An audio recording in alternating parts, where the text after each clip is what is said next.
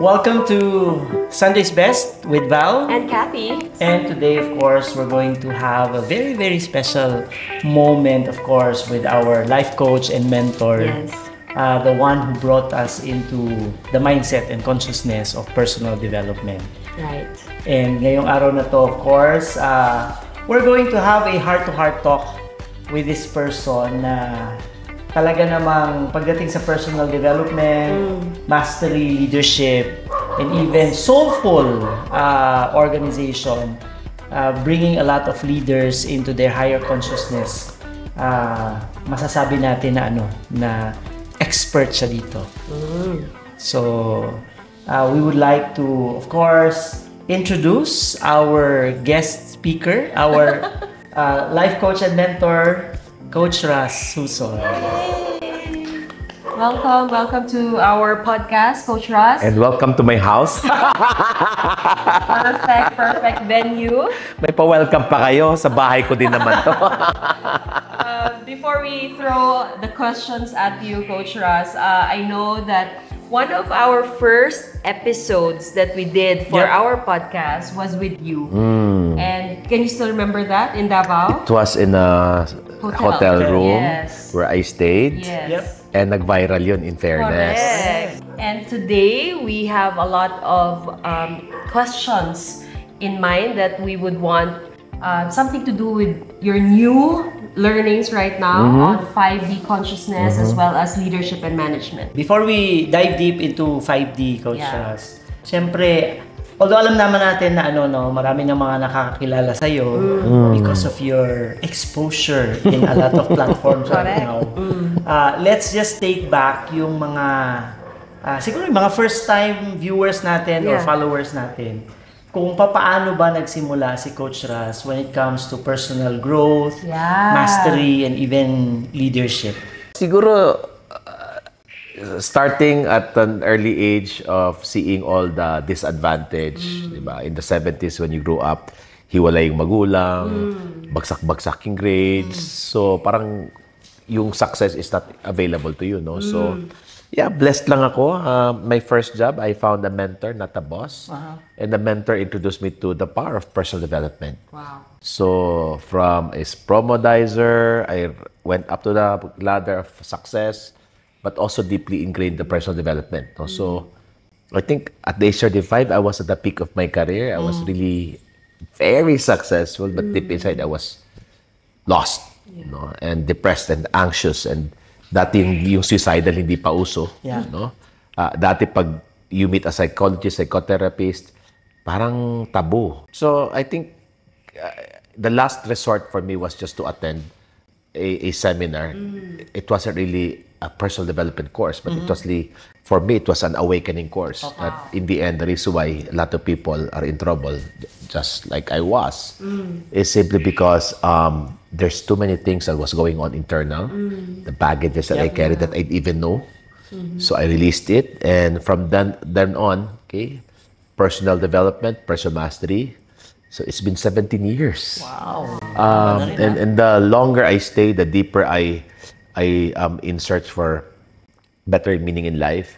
I have now found a life wherein it's an effortless ease, creating whatever I want with such grace and honor and power that without even working around it, it just lands on my lap, and just really understanding that in the end, whatever your heart's desires are, our Creator is ready and willing to give it any time when I am ready, when my vessel is ready.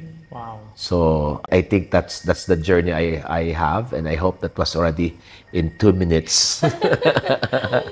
Wow.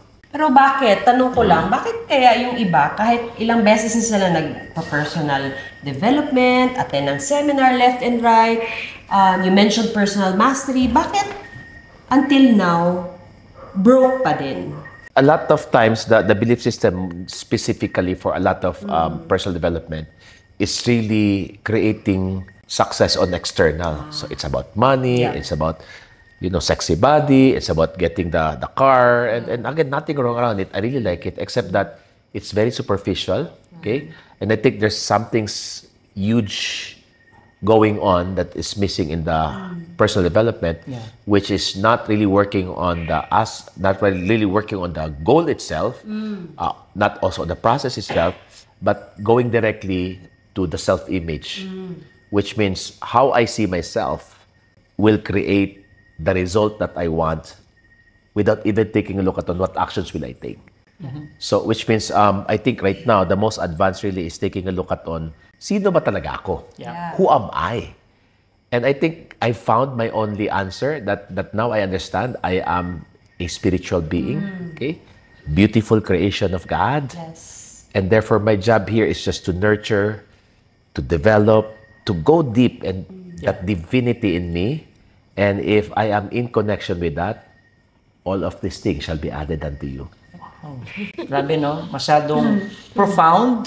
Of course, lalo-lalo na sa mga first time nilang maririnig yung mga ganitong klase ng kaisipan or consciousness. Siguro ang question ko, Coach Ras, siyempre ikaw at karamihan sa mga nasa circle natin ngayon, very open and widely acceptable na yung ganyang klase ng pag-iisip. Would you say, or based on all the interactions na meron ka sa mga business owners, sa mga leaders ng mga corporations, mga organizations, would you say na ready na ang mga companies ngayon or different organizations to accept this kind of consciousness or thinking? I think they really like it. No, they wanna embrace it, except that maybe the belief system or the programming in the past that of hustle. I cannot rest. I have to do everything on my own, which means the stress and anxiety is still part of why I'm successful. It's the identity. It's getting a toll around it simply because in the end, it's so ingrained. It's as simple as nasa Europe ka, tapos ang nilakayan mong pagkain is tuyo, di ba? Fried rice at tocino. Diba? Although sinabi sa'yo na ito yung pinakamaganda, pinakamasarap, no? Kung ano man mga breakfast doon, balik ka pa rin sa ganun eh. So I think that's where the struggle here is. Not unless it's really painful that people will only be willing to change because they are hurt enough that they have to, not because they really want to. But again, the most open around it are the new businessmen, okay, the new entrepreneurs. I think the younger ones, startups, because at the end of the day, I think they're more open to see. They're more open to allow themselves to create this. Most probably, businessmen. No? 99% of business owners that I know, if they are not bored, they're in a stress anxiety. But most of them are miserable. Simply because, again, in the end, the business model that they were all introduced to is just, let's do anything and everything to guard our profit and then pass it to the next generation. The new set of businessmen right now, no, especially coming into an age wherein we are now in the exponential organization, we're in this organization who are actually in a 1 billion mark US dollars in less than 10 years. Normally, it takes 100 years. Bakit sila mabilis? Because they have shifted to a new business model from the traditional that is profits only for me. We'll do anything and everything, squeeze every inch of our people so that we have more profit. To right now, this new type of businessman is how can we make sure that everyone is prosperous, not only us.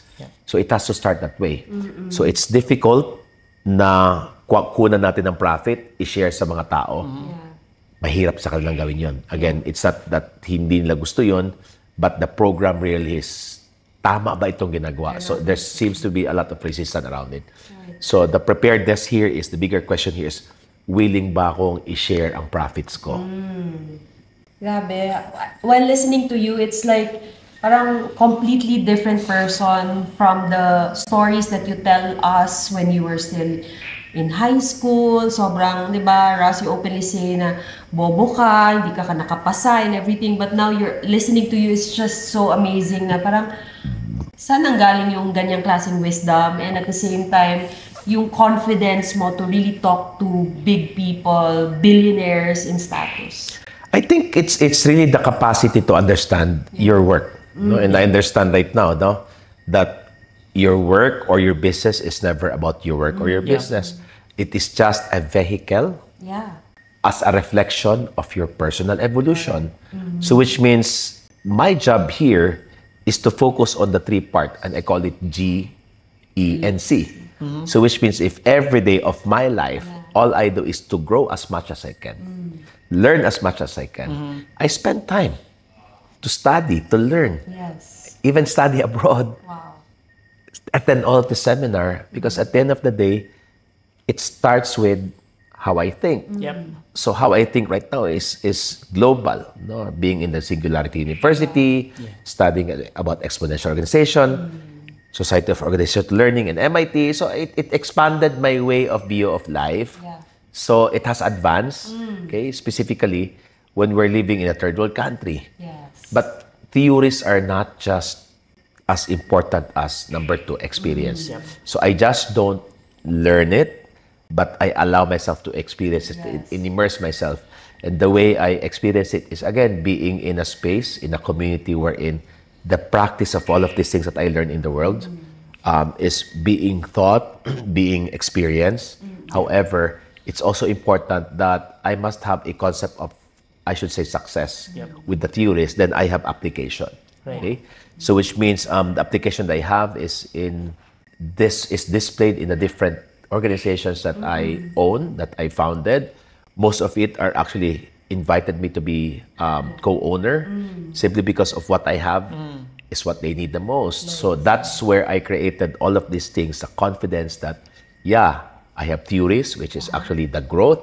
I have experience, which is actually me being immersed into the theories that I know, but I have a real life experience, real business running it. So I can prove to myself and I can prove to my business partner that whatever I'm teaching, whatever I'm preaching, whatever I bring into the table, it's bringing like crazy, enormous amount of results.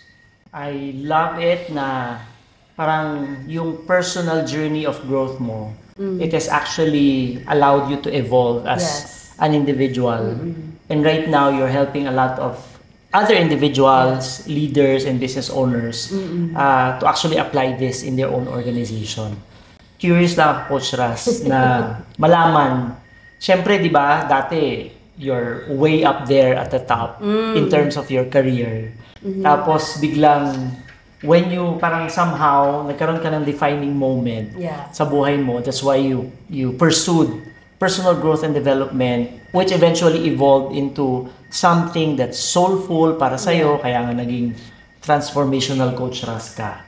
Ano yung usual na nakukuha mong response or reaction dun sa mga dati mong kakilala, sa dati mong buhay, now that you're totally evolved and totally transformed to who you are right now?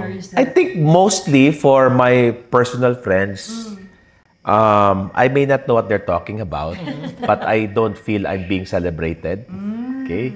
I don't feel that, every time, siyempre, mag-Instagram tayo, minsan Instabrag. Somehow, eto na ako. I don't see any congratulations, and usually not the people who I grew up with, no? Which is okay. Okay? And sometimes pag nagkikita-kita, ang comment is, wala na, nagbago na yan. Tapos nakasmile lang ako. But thinking, hindi ba dapat magbago tayo? Di ba? Parang, isn't it that we're supposed to evolve and become better? And I guess, when you change, okay, the fear there is you're gonna leave your old crowd. Again, they're not bad. Okay, I'm not also bad. It's just a way of evolving. So if people are evolving, it seems like you also evolve your crowd. No? Of course, my family is so happy, is celebrating with me. Siyempre, sila pinakaunang recipient, di ba, ng mga blessings natin, no? But most probably, it doesn't matter anymore for me right now, no? In the end, I have no space of just crying because nobody appreciates me. But my space right now is just appreciating what is and enjoying it. So, yeah, that's the comment minsan. Karamihan, no? Na, kuya, uy, lagid siya, dato naman good. Unsa man di ay, di ba? You're supposed to progress. You're supposed to get better. You're supposed to, to celebrate life versus remaining stuck. Okay, and my metaphor about this is a lot of human being, no, wherever they were born, they stayed there, they stuck, and they do see a bigger world. It's like a bonsai tree, nice to look at, but not even a shade that will help people appreciate life. Ni hindi namumunga.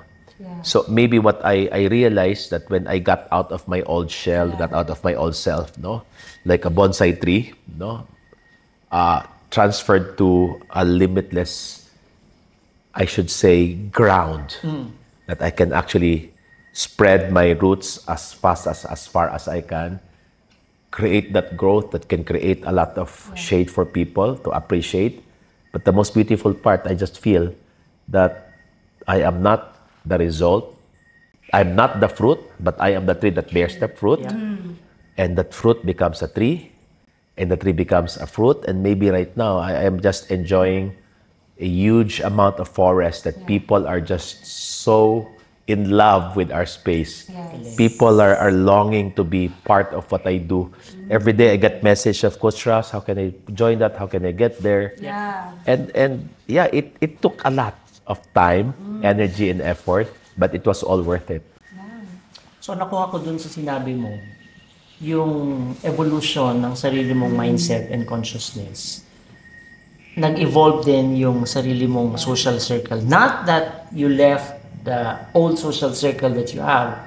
Kaya lang it expanded you so much na umabot ka dun sa point na other members of the bigger social circle are actually drawn to you. The energy that you actually bring. Ganda, no? Ang sarap nun. I love it. And two words that got me there, that struck me there, Ras, dun sa sinabi mo, it's change and yung being stuck, no? So, speaking of change, and really being able to get out of the stuckness, you always teach us about personal mastery. How in your life, or maybe areas in your life that you can say that na-master mo na yung ganitong klase ng personal mastery and, breaking through it on a day-to-day basis? I think when I say the word mastery, you have reached to a certain level that even if you don't think about it, it just happens like boom, right? So it takes a lot of practice, day in, day out. For me, personal mastery is, am I embodying the health, the physical fitness, the energy, the agility of my physical body? If I am, then that is a true sense of, okay, you've mastered that part of you, right? Number two, am I able to master relationship? What does it mean? People who you love, they feel that you love them, and perhaps they also love you. So which means you're no longer lonely because you understand that in the end, the reason why I'm lonely because I don't like myself. And for me, that the truest, deepest connection with a lot of people is how connected am I? And I would always say, people are lonely because they are not happy with the person who they're alone with. So which means having that is also personal mastery. Wherein you notice me, every time there's somebody in our organization, people who are perceived to be difficult to love, I'll find means and ways to be best friends with them. And based on the result, right? And si Kati nga, plastic ana niya. Uy. It's a goal that if I am angry with this person because there's so much anger inside me. And I think that's where I want to work on. And I can work with anyone in my life without qualms, without complaint, without rejection, without judgment, because maybe I mastered that connection with me. Right. If there's one thing that you really mastered, it's loving people no matter what. Like, Di ba kaplastikan yun, di ba? It's really... Yeah, Kati mo doon si plastikan na niya. Uy, parang... Because I know how... But did that feel plastic, or I was just sincere? It was more like understanding... That you don't get me. Yeah, I don't get you. This person hurt you so much. Backbited and everything, no? And, I cannot imagine myself doing that, And seeing you being so friendly with that person, I'm so curious, bakit? Paano nangyari yun? I mean, in the end, there's boundary, which means, yes, we used to do business together. Right. And right now, because there's a lot of things that you did, then I'm creating a boundary that let's not work together. Yep. However, the respect and the love that I have for you is still the same. Wow. Grabe. This is really gold. Yes. Kasi while a lot of people are operating Yes. this way, majority, ito yung parang, hindi man natin dinidimino, pero parang let's face it, a lot of people, ang consciousness is on this plane. Yeah. Pero what you're describing is parang nandito yung level of Yeah, consciousness. that's the consciousness of a 3D, Yeah. Okay. three-dimensional, which means it's form, Yep. all right? And when it's form, I'm separate than you. Yes. You versus me. Who's bigger? Who's better? You hate me. I hate you. And that's where all the fear, doubt, and worry. That's where we operate, coming from Right. stress, from anxiety. Because again, in the end, we never understand that at the end of the day, beyond all of these clothes, Yep. we're one and the same. We're connected. Yes. Which means if you now start to understand that when I hurt you, I'm not actually hurting you. I'm hurting me. So therefore, if you have those idea of we're just one and the same. Yes. And when you have that one and the same, which is, are we gonna operate coming from I'm better than you, you're better than me, or we're gonna operate like, let's do this. We're all in this. We're all in one team. Yeah. And therefore, you now understand on a higher frequency, on a higher dimension, Yes. on a spiritual level, we're just one and the same. Right. And I think that's where we are at. It's a new earth that's showing up in the world. That when this new earth shows up in the world, you just have to create a new way of thinking to match it. And the moment you match it, you just leave. No, was an example here. The old earth is like an AM radio station. Everything is chaotic. You move here. There's too much drama. Yes. Pap, pap, pap, pap, pap. No, and then pound ka. And then it's all noise, all news, and all boom, boom, boom like that. No, Right. not knowing that when you change another frequency of the FM, right? And FM is there's jazz. Yes. So whatever your tune is, whatever your purpose is, whatever your path is, it's just understanding, respecting, loving one another. And if your come from is from that means you're shying away from the old world, which is all about fear, all about doubt, all about worry, and it's scarcity based versus now moving to, in the end, we only have one source, we only have one God, we only have one air, one earth, and therefore let's now move to faith, that we don't see this, but we know it's there. Then we act in hope, which means going beyond the form, Yep.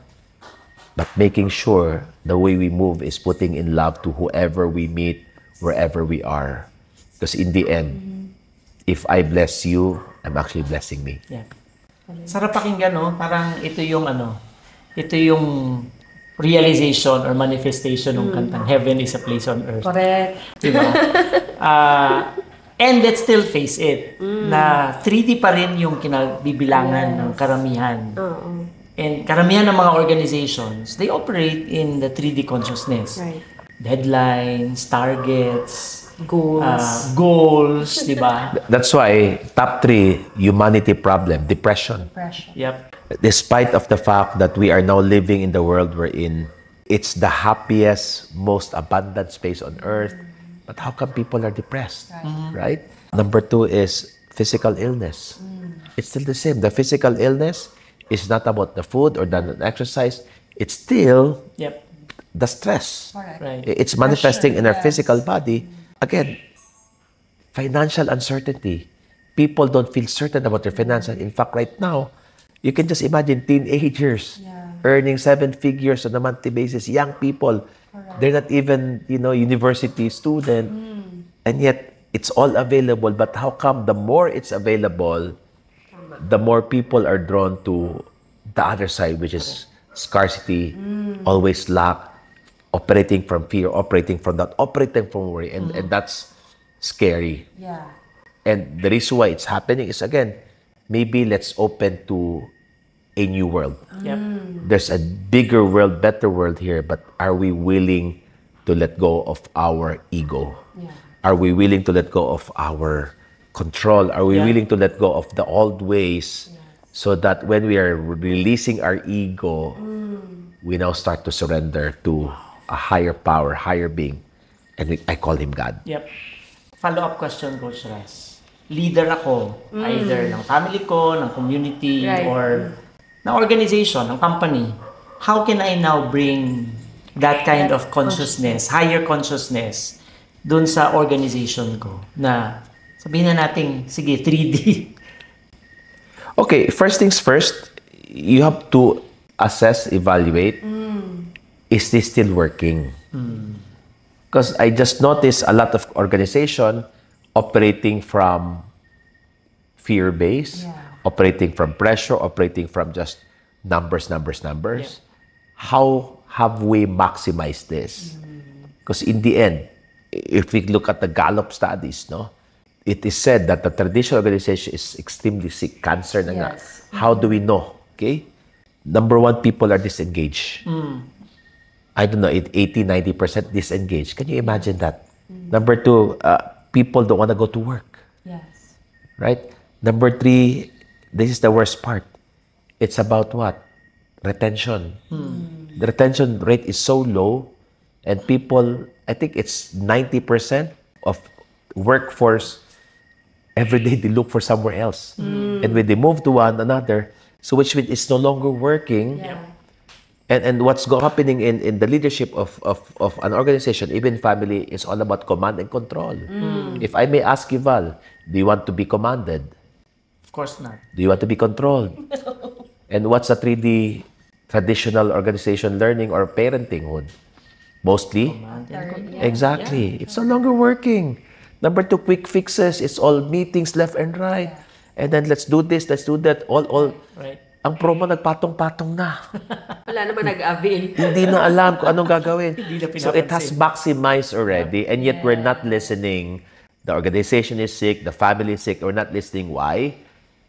Again, this is not me, but based on the survey, they blame it to the old way of managing and leading people, which is no longer Yep. working. Okay. So now that we understand na one way of elevating the consciousness of the entire organization is to assess if it's not working. Yeah. Nasabi na nila na, okay, this is no longer working. What's the next step? Raise your hand. I need help. I need help. So which means drop down the ego. Yeah. That I'm still in full control. Yeah, you are from the external, but deep inside you're dead. Deep inside you're trembling. Deep inside you're just in a state of miserable state. Yeah. Ask help. And we have such thing right now as reverse mentoring, Correct. which means if I ask help from the expert in the traditional way, I'm not gonna meet the new world. So which means there are new ways of doing things. Yep. Especially right now, it's AI. Yes. ChatGPT is, oh my God. Grabe. Grabe. So, yeah, raise hand, ask for help. But make sure that you're humble enough not to be asshole. Keep on asking, but you don't even implement the action plan because you still want The old. the old way. Yeah. So ask for help, okay? Be in a space wherein there's support system. Yeah. So you can collect evidence that, okay, the new way, I'm testing it, I'm giving it a try, and give it all. Because some people would try what we do, and then when push comes to shove, will go back. Go back. Yeah. And then pag lubog na, iiyak na, balik na naman. And it's an in and out. And I think that's not gonna work because people will check in with your integrity. It takes a lot of humility to accept that you are in deep deep hole. SHIT. Deep hole. And you need to ask for help and ask for support. However, Russ, for example, sa'yo, how do you choose your clients? Like, if they ask for support from you and at the same time you feel that it's not aligned, do you still go with it or? No. No. So how do I take in clients? Because I decline more than I'd never do my face. I'd never ask for business. People want what I have. However, I'm clear I only want to work with people who is a level 10 hell yes. Because what I don't want is it's an in and out thing. It's either all or nothing. So my first priority, business owner, are you willing to change business model from guarding my money to, right? It's now important to ask myself if my employees are worthy, not just loyal, but they're bringing a lot of good value in my organization. Am I worthy to give away profit? Yes. Ganun naman eh. Yun lang pinaka-first ko. Pangalawa, are they willing to change their ways specifically internally? Are they willing to work internal? Because if not willing to work internal and they're just gonna ask me for strategies left and right, and you know me, I don't believe in strategies. I only believe in inner work. So if they're willing to do inner work, then let's talk. Wow. Because this is what I've been working with a lot of organizations right now. Those leaders, business owners, who's willing to do 100% of their inner work, we don't even have to talk about strategies and numbers because it's just gonna follow. Follow-through question dyan, Coach Raz. Leaders who want 5D consciousness or mindset into their organization and want to embrace that new set of consciousness para sa organization nila. Can they still be ambitious and set goals for themselves? Definitely, because again, if you look at the traditional way of setting goals, it's very linear, Yes. right? And it's coming from probability, right? So this year, we're gonna set 10% increase, 20% increase. Pag umabot na ng 50% increase, nagwawala na lahat yan. Paano natin gawin yan? Nagwawala tayo. The 5D world is not gonna look on the linear way of thinking because we're not talking about exponential. Normal exponential organization, okay, based on Singularity University, it's double your volume every 18 to 24 months. Here's the thing, Val. Last year, I think I handled 18 companies. Wow. Okay? In just 1 year time. Okay? It's not even 18. It's not even 24 months. Okay? We have one from 270 million. Okay? They ended the year 2.7 million to 1.280 billion. Grabe. Okay, there's another company from 70 million. They ended with almost 300 million. Nice. So that cannot be calculated. So which means we're not coming from probability, which is computation. We're coming from possibility. Tama naman. I love it because nakaka-excite siya. Nakaka-excite na isipin na just by embracing a different consciousness or way of Thinking. thinking, companies can still be that productive. Not just productive. When they were doing really well, 2023, at almost 300 million, the stress and the anxiety and the founders are just saying, I don't want this anymore. Anyway, I have money na. Sabi ko, why don't you close shop? And said, you know, how about my employees? Oh, now, the reason why you're there because you want your employees. So this is now mission-driven. All right? How about this way? Let's talk about this. And said, okay, let's try. I mean, magsasara din naman ako, then subukan natin. Nothing to lose. Yeah, and then 2024, okay, let's journey together. And based on exponential, I should say, computation, we're supposed to hit our 1 billion mark around 2028. Wow. So by June of last year, we already hit our 2023 number. Nice. So I told the CEO, say, hey, I think I was in Bali, July. We started calling, and then somebody called and say, hey, coach, good news. We already surpassed our year, June pa lang. Wow. Sabi niya, so we're very sure we're gonna do 500 million this year. Sabi ko, tirahin na natin yung 1B. Sabi niya, paano? Sabi ko, simple lang, no? Pag tinamaan mo natin 1B, no, kaya mo bang ibigay lahat ng employee from maintenance, executive driver, all the way 14th month bonus. Tsaka, dagdagan na natin ng Boracay kasi Bibol yun, Boracay. Lahat pupuntang Boracay. Okay. Sabi niya, balikan kita, coach. Okay. After 1 hour, sabi niya, coach, larga tayo. What's the plan? Okay. So, ilo-launch natin to. Okay. 1B. Okay. Ano nga ang strategy? Pakisulat. Okay. GEC. Ano po yun? Everyone in the organization will have to embark on a growth process, which means personal growth, career growth, leadership growth, business growth, anything that will allow them to grow their consciousness. Okay. Number 2 will allow them to create brand new experiences, which is experience that they've never done before, leading, praying, all of these things to enhance their humanity. But above all, let's take a look at on our, I should say, contribution. So which is we come in here because we're going to contribute. Then we launch a program wherein we're going to get 200 scholars, feeding here, feeding that. And every employee will have to contribute. And they all like it. Okay. So coach, paano KPI niyan? Right? Tama. Paano KPI? Sino makakasama sa Boracay? Sino bigay 14? Sabi ko, simple lang yan. Right? Okay? Number 1, good night rest. Wow. Grabe. Okay? Number 2, 1 hour meditation. Nice. Number 3, movement. And number 4, it's really your learning time as well. Because this is one thing I'll guarantee you. When everyone feels whole and perfect, excited about themselves because they took care of themselves, when they come into work, what tends to happen? They're happy, excited. They're energetic. Yeah. And the work that they do here is just to grow as much as you can in your division, in your role. You get better at your division, in your role.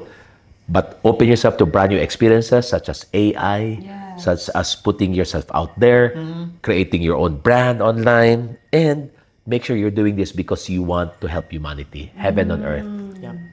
Nice. So, sadly, last year we did not hit our 1 billion because we ended at 1.280 billion. Sad ka pa niya. Yeah. Kasi nga, hindi natuloy Boracay. Okay. Kasi, Naging B. kasi sabi nung travel agency namin, hindi siya sayang kasi pag nag-Boracay kasi yung Boracay tsaka Hong Kong pareha lang. So June 27, 28, 29, okay, we will all be in Hong Kong. And I'm just so happy and excited simply because again, in the end, our employees cannot even imagine, Grabe. is this even possible in their lifetime to own their own passport, Wow. to go out of the country. Sabi nga, Coach, sa buong angkan namin, ako yung kauna-unahang nagka-passport. Nag-abroad. Grabe. Kauna-unahang makapag-abroad. Can you imagine that? Yeah. That's what gets me excited every day. While you're sharing that, Russ, is just allowing me to see what you're doing with organizations. It's really going back to humanity. Always goes back to the who instead of what or even how. It's really going back to humanity. And to think na babayaran sila just to grow themselves, to experience new things, and even to contribute to the company. It's just basic. Parang isipin mo nga, parang, binayaran si Coach Russ to do this? It's so basic. Parang no-brainer siya supposedly, di ba? Pero that's something that people actually forget. Because again, if you go from 3D, it's really hustle, grind, hard work, but you always teach us it's really all about faith work. Since punong-puno tayo ngayon ng wisdom galing kay Coach Russ, no? What will be your invitation, Coach Russ, Yan. for people or leaders na feeling nila, even if they have produced a lot of KPIs na talagang on the green line, what's your invitation for them if they really want to pursue something higher, something better than what they actually have right now. The invitation is just to raise your hand. Coach Russ, I'd like to learn more about it. I'd like to have clarity around it. Let's be in conversation. You know me, I don't charge. I just love to help people. I just love to put this out. And then if you want this, then we have we have something that we can do. You can attend our public seminars. You can do this. We can test this out. Again, in the end, there's a lot of many ways and things that we can serve them, we can help them. Again, in the end, if you need help, raise your hand. That's the first step. Correct. Yeah, definitely asking for help, asking for support will definitely do you a lot of good. Right. Thank you so much, Coach Russ, Wow. for giving us this opportunity to really pick your brains. And of course, hindi lang yung brains but also what's in your heart right now, which is really to help transform a lot of organizations so that they can move from the hustle mentality to a mentality na relaxed and chill lang. Yes. Coach Russ, where can our audience reach you? Anything that you want to also promote, or your page that you want to let people know where to connect you? Transformational Coach Russ is the Facebook page. That's it. Thank you so much, guys. Hope you learned also a lot from this podcast, and we'll hope to see you in our next episode.